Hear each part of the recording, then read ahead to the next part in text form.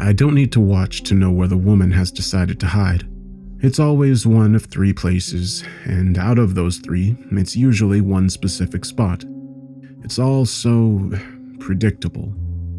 I wouldn't be doing this if I didn't absolutely need to. If I could avoid it, I would. That's always the case. The problem is that I can't, not when my condition reaches this point. I really thought I was going to make it this time. That happens more often than you might think. I managed to get through the past 2 cycles without having to resort to this. I was so close to making it this time as well. Yesterday, my hand started shaking though, and that was soon followed by the sensation of itching in the back of my skull. I knew then that I was out of time. There's no point lamenting what isn't to be. I retrieved the pair of knives from the table. The blades bobbed up and down in the air due to my shaking hands, but I will just have to make them work. I slowly walked down the stairs leading into the main warehouse storage area.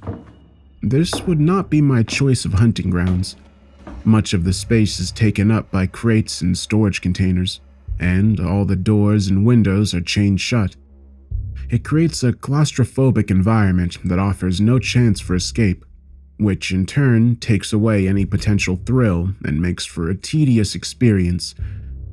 Unfortunately, it can't be avoided.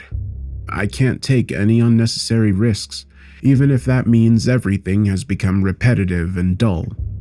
There was a time that I would have tried to drag this out for as long as possible. That was back when I still believed that I could make all of this mean more than simply fulfilling an unavoidable physical need. I thought that I could force satisfaction from it through ritual. Maybe there was a time when that did work, or at least when I could make myself believe that it did work.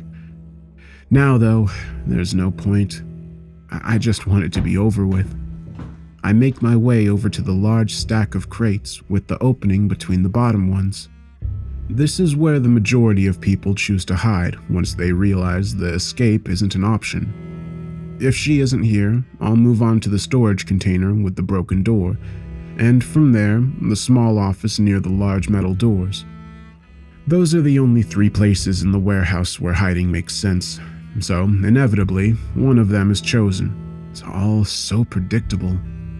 I don't have to check the other 2 hiding spots because I can see the woman crouched down in the shadows between the crates. I sigh. Of course she is. This isn't some random woman. She is the chef and owner of one of the best restaurants in town. I stopped in to dine there earlier in the evening, and the pork I had eaten had been exquisitely prepared. The meal had been the highlight of my evening. I had hoped that I would be able to spare her. She had sent her staff home when she had closed the restaurant for the night, though, and she had stayed late alone to do the final bits of cleaning. With no time to find someone else, my hands had been tied. She looked up at me with wide-eyed terror as I approached. It doesn't have to take long or be overly painful. I'll finish this quickly. I owe her that much for the pleasant meal. Television shows and movies would have you believe that people start screaming at the top of their lungs or try to fight back when their would-be killer approaches. I found that's not typically the case. Though it does happen from time to time, but usually they behave the way that this woman is. She is frozen in fear, her mouth moving but no sounds coming out. I suppose that this kind of reaction should make me feel powerful, maybe dominant. It does nothing for me. I hunch over slightly to enter the small opening. She's whimpering now, but I ignore it as I raise the knives. The shaking in my hands is worse now, and it's all I can do to keep my fingers wrapped around the wooden handles. I need to get this done quickly. The knives plunge into her body, and for the first time she screams. I swear loudly as blood leaks out onto my hands. The blades haven't gone into the points that I intended them to. I had tried to make the stabbing lethal so that she wouldn't have to suffer. Now I have to do things the messy way. I pull the knives free. I've waited too long and my hands are shaking uncontrollably now. I have to forget the original plan and improvise. Tossing one of the knives back behind me, I wrap both hands around the handle of the one that I'm still holding. This is a bit better. I definitely have more control over the weapon, even if I can't hold it perfectly steady. The woman is still stunned from the initial attack. I don't think it's registered through the shock that she's been stabbed. She stares at me blankly as her hands press against the pair of wounds. Before she can recover, I thrust the knife forward, and this time my aim is true. The metal slides into her chest, and I feel it pierce through her heart. I make sure to remove it instead of leaving it in. That way, the bleeding will increase, and death will come faster. I sigh again as I back out of the space between the crates and walk away. She's not dead yet, but she will be in just a few minutes. I've been doing this long enough to know when a wound is fatal. There's no point in standing around and watching the inevitable. I hold out my hands in front of me. They're still shaking, but the tremors are smaller and easily managed. The itching is gone from the back of my head. It's an improvement, albeit a minor one. It's just so unsatisfying. It never feels the same way that it does during that incredible final night of the cycle. My dissatisfaction is quickly being replaced by anger. Why can't it ever feel the same? One night of an incredible, indestructible, unmatched high, and nearly a month of rock bottom and just trying to exist until the next one. How is that fair? I force myself to calm down. The answer is that it's not fair, but there's nothing I can do about it either.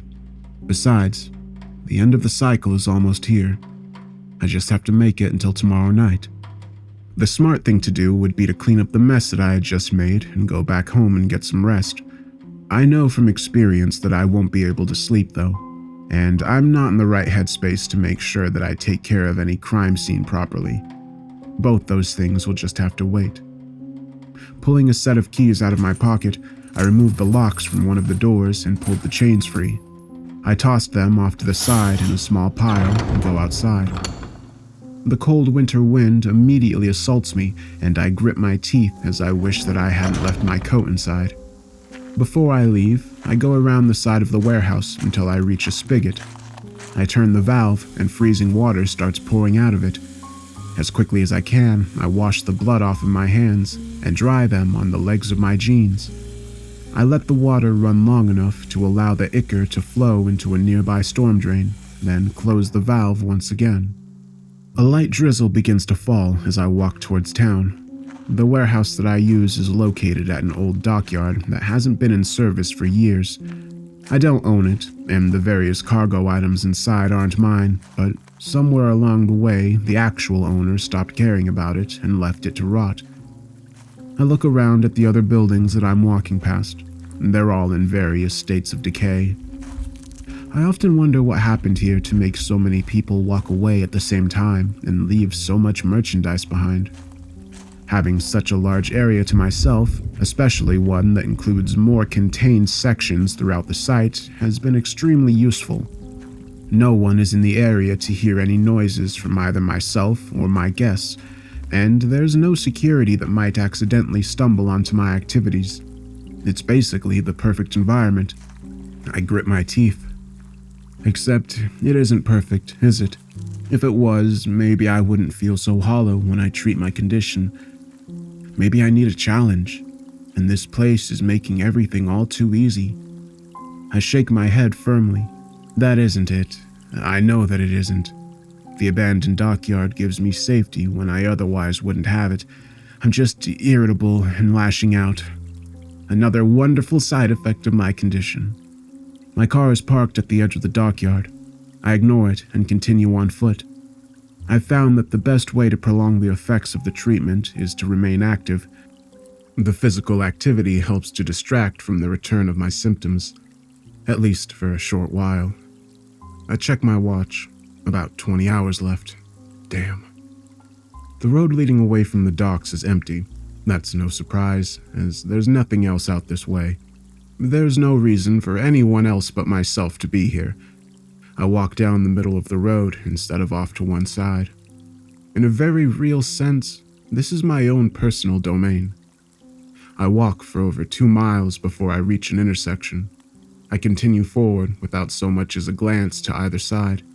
Both the left and right paths lead to highways. The direction I'm headed in goes into town. Before it does, though, it leads right past a smaller diner that's open all night. That's where I'm going. After another mile, I arrive at the diner. I'm pleased to see that there are only 2 cars in the parking lot. I go inside and sit down at a booth in the corner. I'm alone in the eating area, and the cars must belong to employees. Speak of the devil, a woman comes out of the kitchen and gives me a smile. I see the smile slip a bit. It wasn't by much, but I definitely saw it. Do I still have some blood on me that I missed? Looks like you got caught outside in this lovely weather. Did your car break down or something? A truck, actually. I lie easily, my worries dissipating. Just down at the 219 ramp. I called it in, but I can't get anyone out till the morning. I had to walk here. I wasn't born a good liar. Quite the opposite, actually. I was terrible at it as a child, and every time that I attempted lying, I would be caught. I've developed the skill over the years. It's been a necessity that I do so. Now I do it as needed without even thinking about it. I order a cup of coffee to start before asking to see the menu. I smell a fresh pot brewing somewhere nearby, and my walk through the cold and rainy night has chilled me to the bone. I avoid caffeine most of the time, but I'm willing to make an exception on this particular occasion. When the waitress returns with the drink, I order something off the menu. It's some sort of sandwich, but I'm not sure which one. I just point at a line, and she nods before going back to the kitchen. I'm not actually hungry. I know that I need to eat, though. My body needs as many calories as possible during the final phase of the cycle. The coffee helps get the chill out of my body.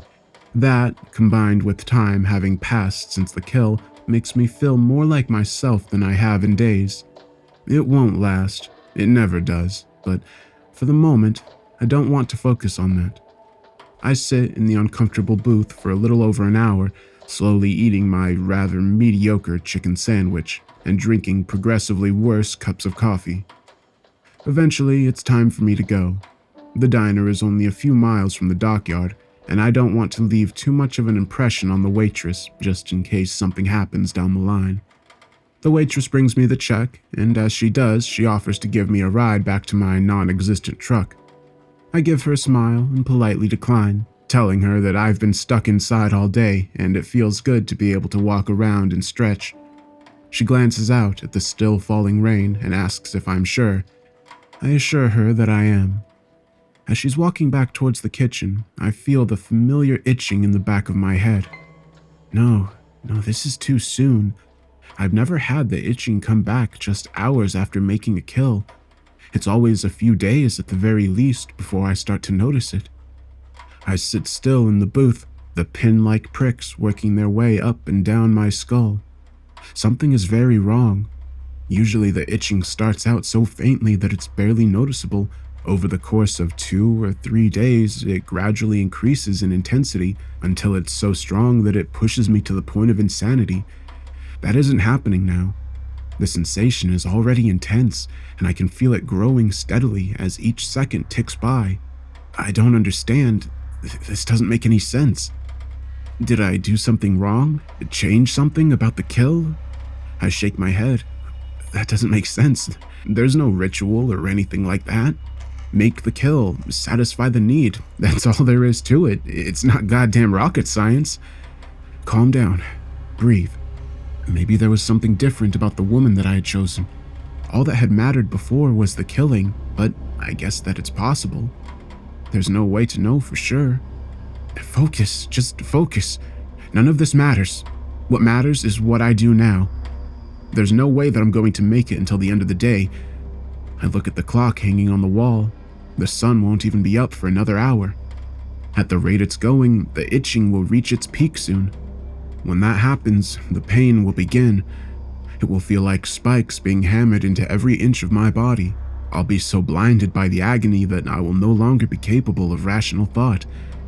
The last and only time that it got to that point, I regained my wits in the family room of a house that I didn't know.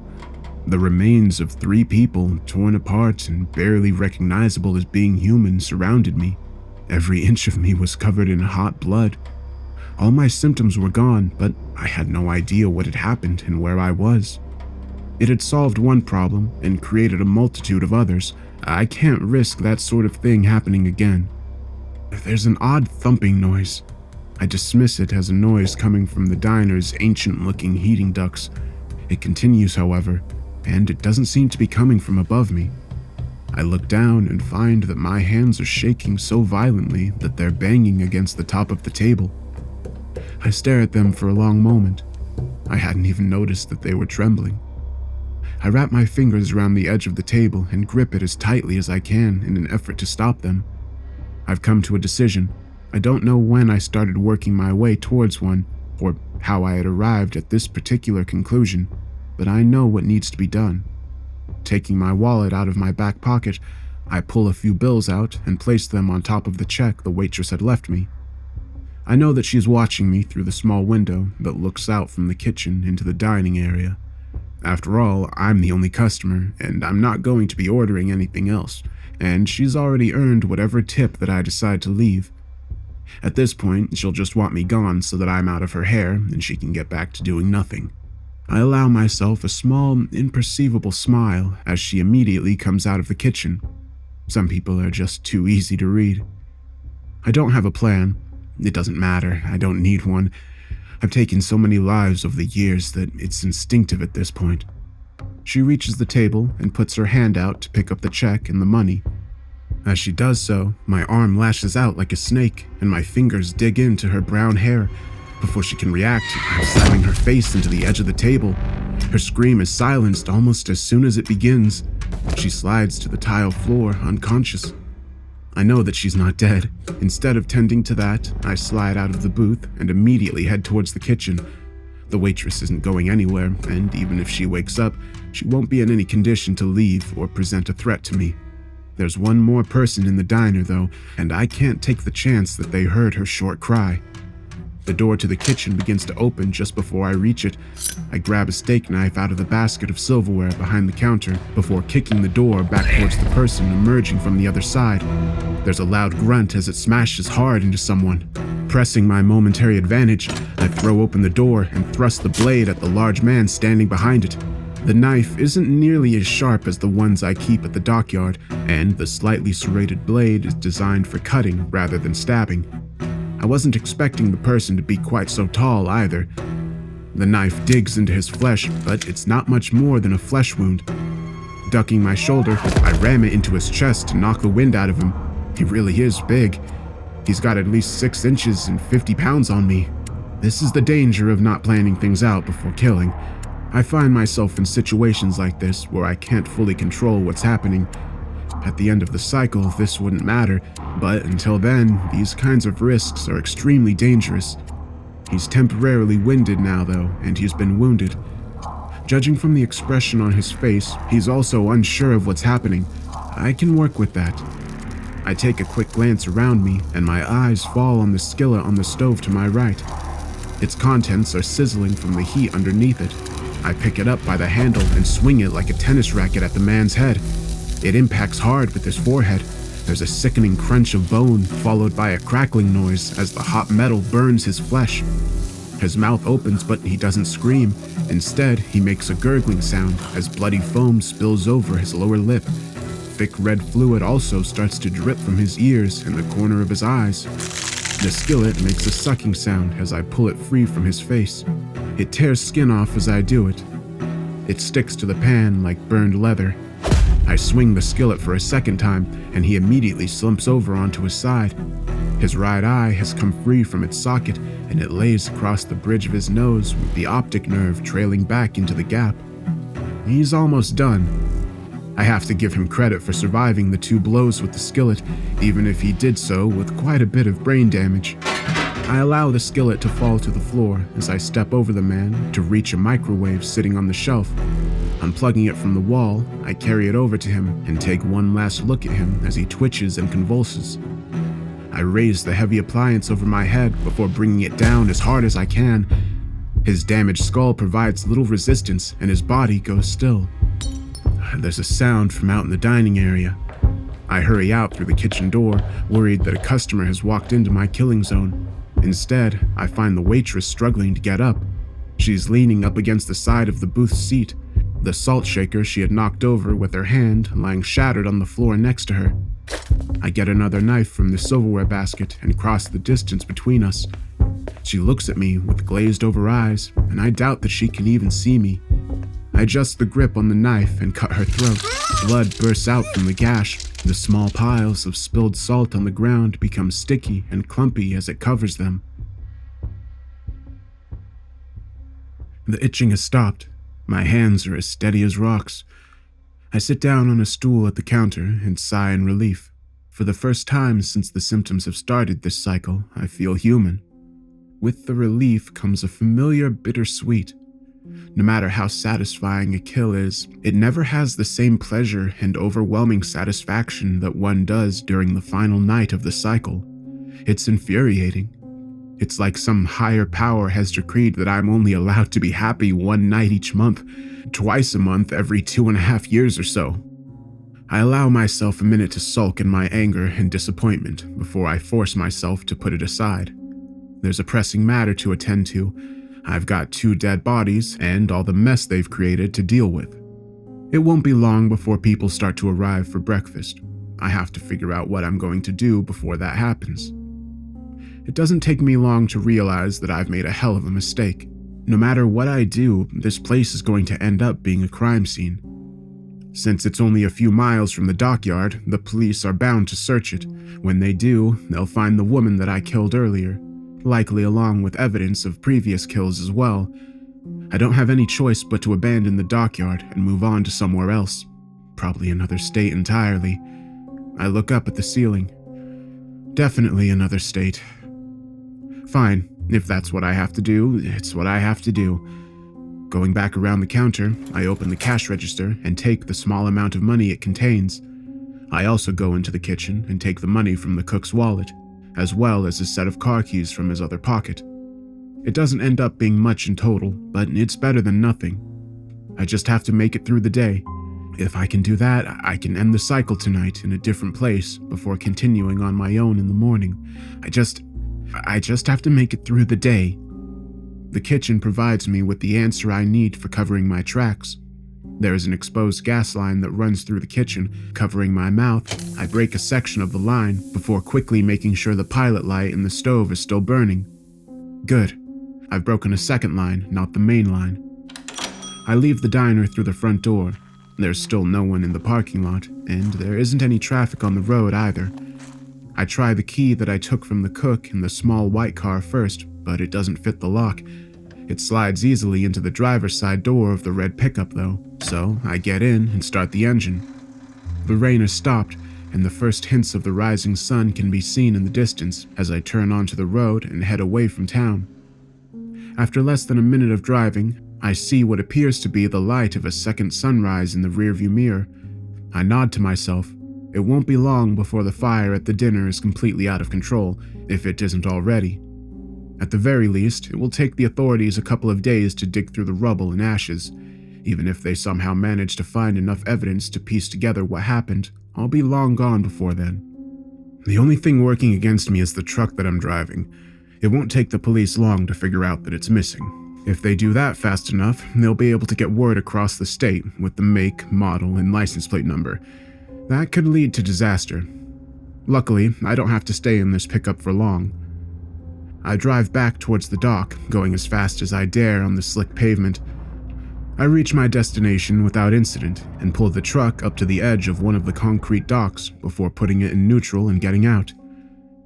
I try to push the pickup off the edge of the dock, but I'm barely able to get it to budge. I get down lower and press my back up against the tailgate as I push as hard as I can. It eventually starts rolling forward. There's a crash of metal as the front wheels go over the edge. I nearly fall as the weight of the front end does the rest of the work for me. The truck slides into the dark water and sinks below the surface. I give myself a few moments to rest before dusting myself off and hurrying over to the car that I parked at the dockyard earlier. It's a black 4-door sedan, the kind that countless people drive in every city in the country. I check to make sure that my backpack is still in the passenger seat before opening the truck and retrieving a duffel bag. I change out of my blood-stained clothes and into fresh ones before getting into the car and leaving the dockyard. This time, I turn right on the 4-way intersection instead of continuing towards town. My plan is to put as many miles between here and me that I can by mid-afternoon. then find a place where I can complete the cycle. I fish my phone out of the car's glove box and bring up the map app.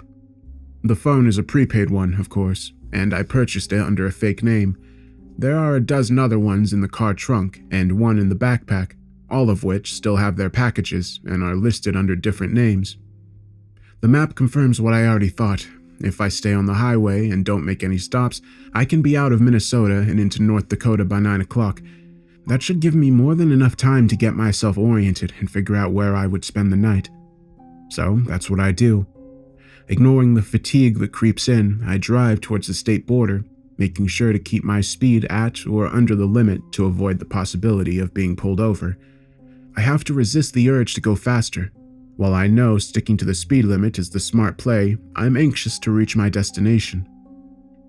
I almost nod off twice during the drive. Now that the symptoms of my condition are gone, at least for now, my body is more relaxed than it has been in quite a while. It isn't helping that the roads in this part of Minnesota are mostly just trees and open land with nothing to break up the monotony. It's with more than a little relief that I reach the state border. There is a sign for a rest stop a few miles past the line, and I gratefully follow it into the parking lot. I need to get out and stretch for a bit, get some fresh air. I've never been to this part of the country before, and I'm surprised to see that the rest stop isn't one of the standard ones with just a few bathrooms and vending machines. This one is quite a bit larger, with a cafeteria-like section housing 5 or 6 chain fast food restaurants. There's also a small arcade, as well as a side room with a dozen leather massage chairs. I'm mostly interested in the kiosk just inside the doorway. It contains racks of maps and brochures, both for specific landmarks and for North Dakota in general. I take a few of them and tuck them under my arm before I buy some lunch. Once I have my burgers and drink, I pick a table in the corner away from the other people and open up one of the maps. I'm looking for a town to use for the night. It has to fit some specific criteria, though. It needs to have a large enough population to be worthwhile, but also not so large that it has a major police presence. The police aren't a concern during the final night of the cycle. I'm worried about what could happen the next day. I also prefer the towns that are isolated. The more that things are contained, the better. There don't seem to be many options that meet my needs. I'm starting to think I'm going to have to go with something less than ideal. I've had to do that in the past. Never on this short of notice, though. I don't like going into something blind. It's not looking like there's a choice, though. Wait, there. A small town about 100 miles from where I'm at, with enough clustered streets on the map to imply at least a decent-sized population. I pulled the town up on my phone and confirmed that this is indeed the case. Broken Bend, North Dakota. Finishing my food, I toss the wrappers and map in a trash can. I make sure that I have the directions to my new destination before I leave. As I hold the door open for an elderly man, I notice a newspaper rack off to the side. The story on the front page of the newspaper on the top had the title, "The Planets Align." I fish 50 cents out of my pocket and buy the newspaper. I return to my car and open it. According to the article, over a roughly 18-hour period, the Earth will be going in and out of alignment with multiple planets. It's extremely rare for this to happen. Normally 3 or 4 planets align for a short period of time, then move along their orbits until they're no longer in line with one another. This is different because of where the planets are at in their orbit around the Sun currently.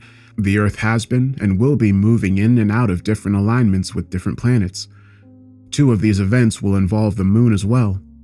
That has to be it. That has to be why my symptoms return so quickly.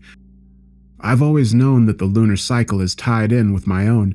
Something about these planetary alignments must be throwing things off. There's nothing I can do about it. I toss the newspaper into the back seat before getting back out onto the road.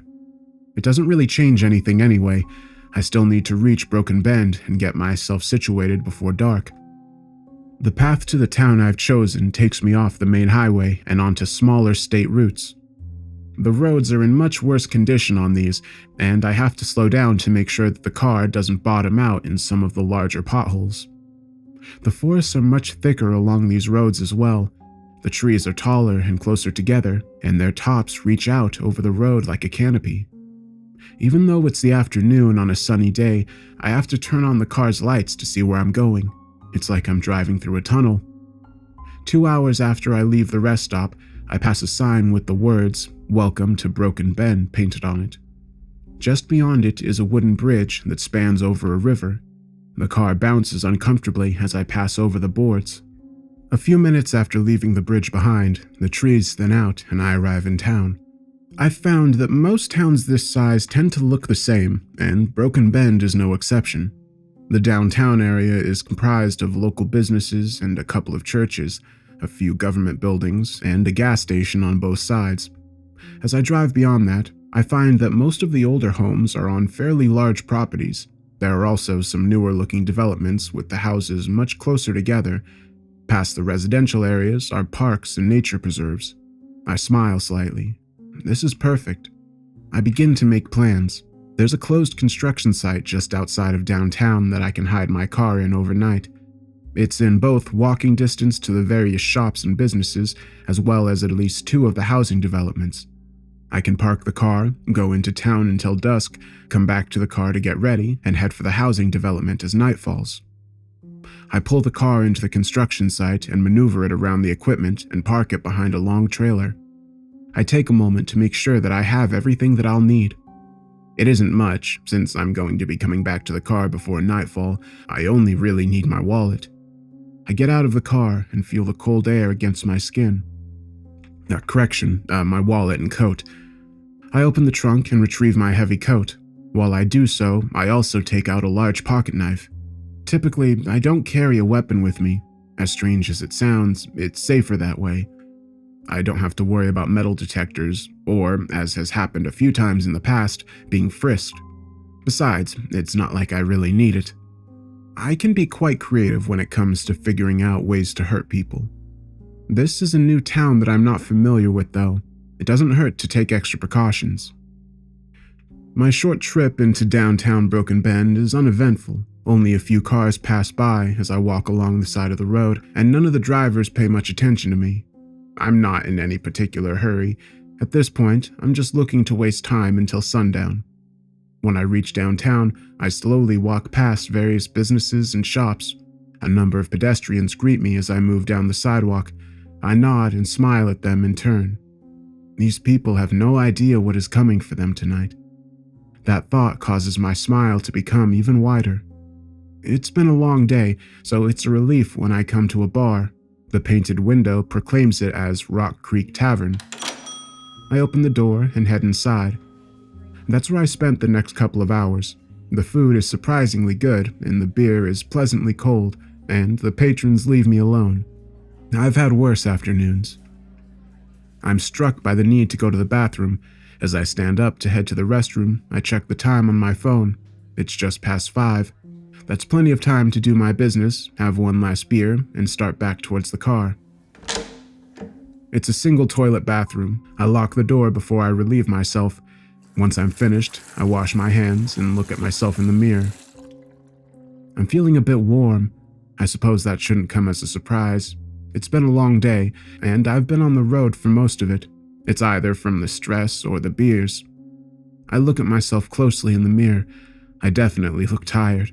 My eyes are a bit bloodshot, and there are dark circles under them. I'm also looking a bit pale. Sighing, I run a hand over my face. I stop. My hand is shaking. I force myself to stay calm. The shaking doesn't matter. I'm only a few hours away from the end of the cycle. I need to make it until then. There isn't any itching at the back of my neck. Sweat begins to drip from my forehead. I'm getting warmer. Gripping the sink with both hands, I lean in towards the mirror and take a closer look at my eyes. The black of the pupil is no longer circular. Instead, it resembles a blot of ink that has run out across the blue iris. It's happening. The end of the cycle has arrived. The change is beginning. This shouldn't be possible. The change shouldn't happen until the moon begins to rise. The sun isn't even all the way down yet. I remember the newspaper story about the strange planetary alignments. There must be something about them that is just causing my symptoms to return faster, but also forcing the change to happen earlier. I leave the bar. If I hurry, I might be able to get to the car before... There's an audible snap as my right cheekbone breaks in half. I gasp at the sudden blossom of pain. It's too late. It's happening now. As quickly as I can, I strip off the clothes that I'm wearing. I normally have time to pack away any clothing so that I can come back for it after the night is over, but I doubt I'll be able to retrieve them this time. It's still best to take them off. The less restrained my body is during the change, the better. I feel pressure in my upper back. This signals that one of the worst parts of the change is coming. I sit down on the bathroom floor and slide my belt off my pants. Putting it in my mouth, I bite down on the soft leather. Mere seconds later, my arms slide forward in their sockets before dislocating completely. It's terribly painful, but not as bad as what comes next. I lean back against the wall and close my eyes. My jaw pressed into my belt so hard that my gums hurt as my leg bones jerk out of place. I nearly black out as my spine pops and cracks, creating a steep curve near the top. Saliva and dark blood are leaking out around the belt from my mouth. More of it comes pouring out as the front of my skull starts breaking into pieces and my ribs pull apart further. I feel like I'm on fire, but I know that the worst is almost here. During this part of the change, my pain is doubled.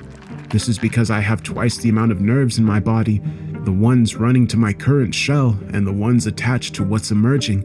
All of them are screaming in agony as they're stretched and mangled and torn. There is no thought or reason. There is only the torture, deep and infinite. I'm so lost in the void of torment that I can no longer register the individual changes that are happening. Everything is merely a part of the overall torment. I float in the agony as it engulfs me. Moments pass, years maybe. It's impossible to tell. Time has no meaning now, only pain exists. Suddenly, mercifully, there is relief. My outer skin tears open as my new body emerges from underneath it. The belt falls from my mouth as I pant heavily. It's like an unbearable pressure has been released. There are small stabs of discomfort as the change is completed, but it's barely noticeable when compared to what I've just gone through. The last of my bones lock into place, and I can feel my rational mind beginning to slip. In moments, it will be secondary to instinct. I never lose my mind completely. I'm fully conscious of what I'm doing. It just doesn't matter. I get to my feet. Everything feels so different now, powerful. I can't believe that I ever managed to stand on my weak human legs. I catch a glimpse of myself in the mirror. The face of a wolf stares back at me. It is thin and gaunt, the skin stretched tight against the face and muzzle. The black fur is matted down with blood. I pull a loose strip of ruined flesh off the bottom of my jaw. Movies, television, books, legends, they're all wrong about werewolves. There's a resemblance to wolves after the change, yes, especially in the face, but that resemblance only goes so far. My body is far more skeletal and thin than the popular interpretations. Certain parts of me, like my clawed fingers, appear almost delicate. I don't have a tail, and my long muzzle contains multiple rows of teeth. It's my eyes that tell the true story. They are completely black, with pinpricks of red light barely visible in their depths. To look into them is to know fear. It's to know death. I hear movement out in the bar, and I turn away from the mirror. My senses are heightened far beyond what a human is capable of. I hear a stool pulling away from the bar. I can smell the scent of beer wafting in from under the door. I can see every crack and imperfection on the tiled bathroom wall. I feel alive in a way that I never do except when the wolf comes out to play. I take one last look around the bathroom. There is blood everywhere, and pieces of my human skin cover the floor. Even though it's my own blood, the smell of it excites me. I bare my teeth and turn back to the bathroom door. Finally, after all this time, the hunt is finally here. The door explodes into a shower of splinters as I burst through it. There's a man standing nearby in the short hallway, a half-filled glass in his hand. His eyes grow wide with shock. Before he can say or do anything, my right arm is swinging towards him. The claws slide through his skin, muscle, and bone as though they offer no resistance at all. His body splits into two pieces and falls to the ground in a heap. My heightened senses enhanced every moment of the kill. It's a pleasure that goes beyond the effects of any drug. More. I need more. There are screams coming from the main room. Bar patrons are staring at me in surprise and horror, and some are fleeing towards the door. I take 2 strides before leaping over their heads and landing between them and the exit. No one leaves. This is my moment. One of the customers swings a clumsy punch at me. I open my jaws to expose my rows of teeth and bite down into the flesh of his arm. The razor-sharp fangs sink in deep. With a twist of my head, I tear off the arm and fling it up against the far wall. The blood running down my throat tastes incredible. I'm a flurry of suffering and death. Throats are torn, limbs are severed, lives are ended. Each kill increases my need for more. I revel as I rip apart the bar patrons. I am the god of the hunt, and it is my purpose to reap the prey. The man behind the bar has a gun. He brings it up and fires once, twice, a third time. All shots are true. I feel the impact of the bullets as they strike my skin. The metal is hot, and it singes the tips of my fur. My mouth opens slightly as a grin spreads across my face. I jump onto the bar and snap my mouth around the side of his head. For a moment, I let him struggle, my teeth piercing his skin as he tries to free himself. Now he understands his place in the order of things. His struggling ends as I clamp my jaws closed. Music plays from the jukebox in the corner of the bar as I survey the room. The Rock Creek Tavern is now a monument to carnage. The scent of death fills my nostrils as I bask in the pleasures of the kill. I raise my head towards the ceiling and howl triumphantly. A werewolf's howl is not like a wolf's. It is an inhuman sound, a deep guttural call that spreads fear to all that hear it. It is the sound of hell's gates being opened. I need more. The hunt has just begun, and I intend to make the most out of every second. I go out the front door and into the streets. People immediately begin to scream, but I ignore them for the moment. The sun is just beginning to set in the distance. The sky is filled with splashes of red and thick purples. I'm momentarily frozen in place. I've never seen the sunset before, not with these eyes. The change has always happened after nightfall. Even through my frenzy, the beauty of the scene before me is striking. The spell is broken as I smell the blood on my fur. It's time to continue what I've only just started. A car is beginning to pull out of the parking space in front of me. Baring my teeth, I jump through the passenger side window and into the vehicle. In one motion, I wrap my claws around the driver's neck and throw both him and myself through his door. We land hard on the concrete. I crush his throat before looking over my shoulder to watch the car crash into an oncoming truck. A man and a woman are running down the sidewalk away from me. I race after them and catch up to them before they even realize that I'm following. The woman falls as my claws and arm push through her back and out of her chest. Grabbing the man, I lift him up over my head and rip him in half, his blood and entrails pouring out of him. I drop the body and narrow my eyes. The wind has brought a scent to me, one that isn't the sweet, coppery smell of blood or one of the common smells associated with the small town. This scent is much different. For the first time, not just during this change, but for the first time ever in this form, I feel uneasy. I don't recognize the smell, but I do understand what it means. Someone else, something else, has already marked this town as its own. I'm in claimed territory. It doesn't matter. I only get this opportunity once per cycle. If another creature has claimed Broken Bend, it's more than welcome to come and try and defend its territory. Most of the people have abandoned the street. They hope to hide from me, or at least put some distance between them and me. It's a futile hope, and I suspect that some part of them knows that.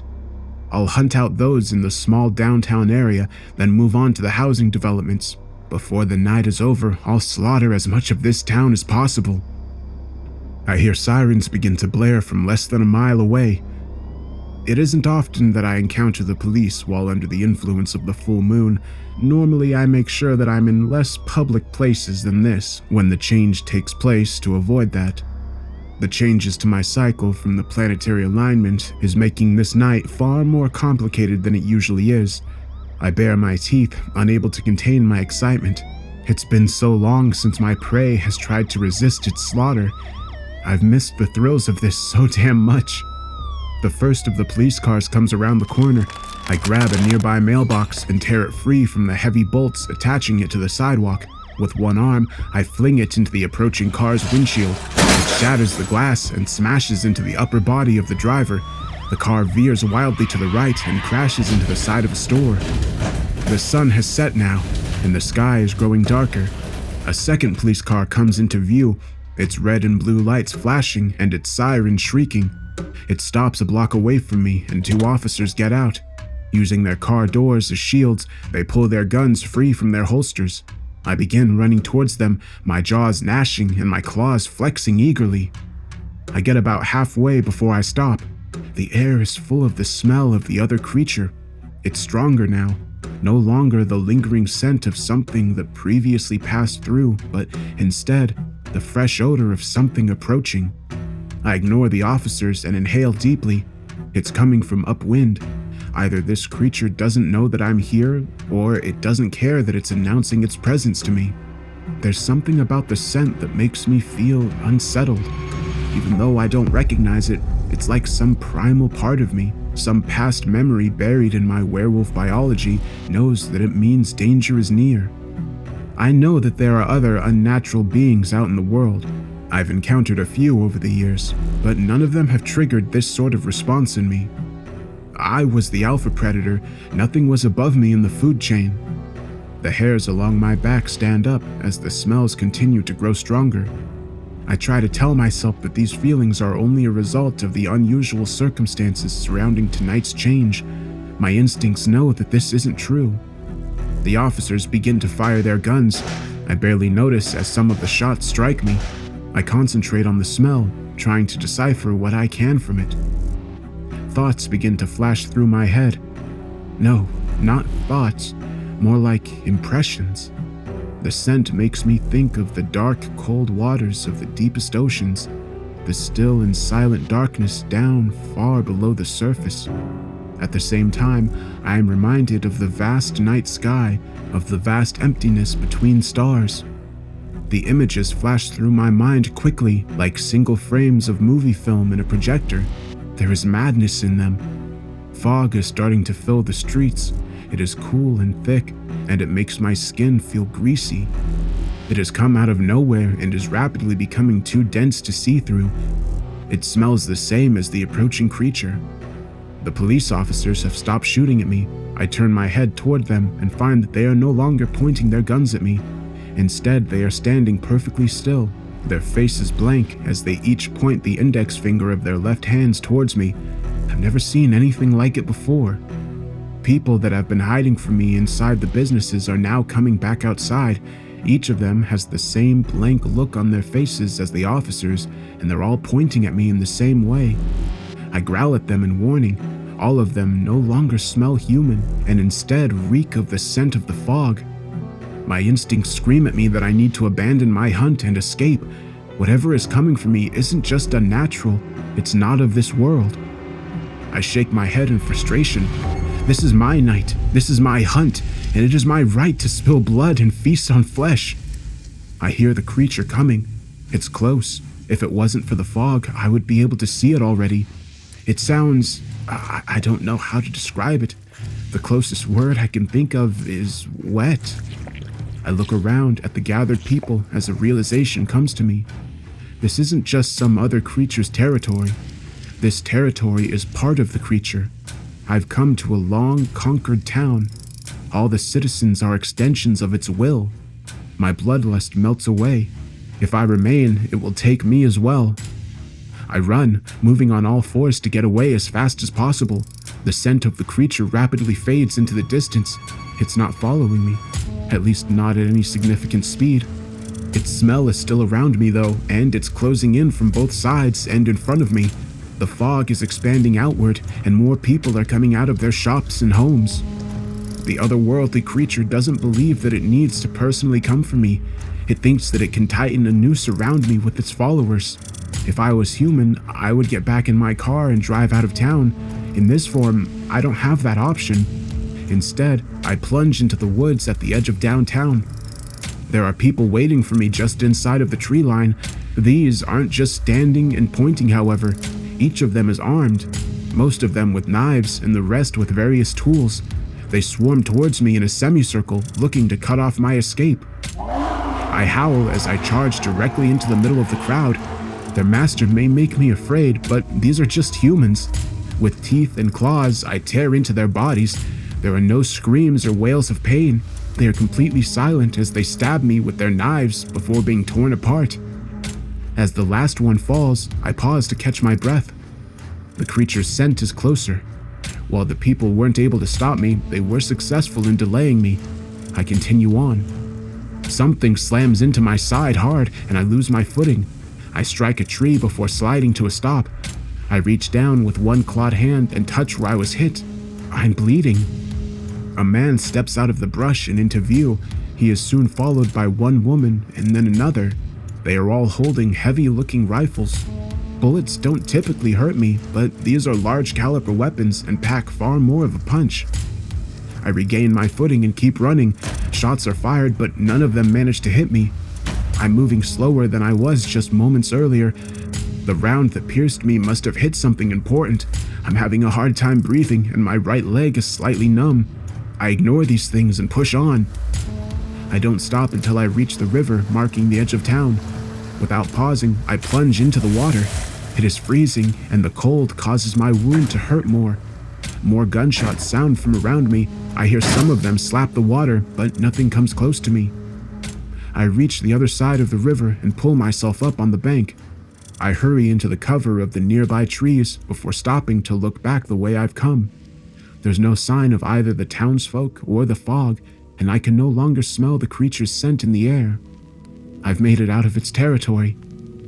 I look down at the blood dripping from my wound. It will heal soon. I raise my head to look back up at the other side of the river, feeling shame as I do so. Something unholy has claimed Broken Bend, and it is the true Alpha.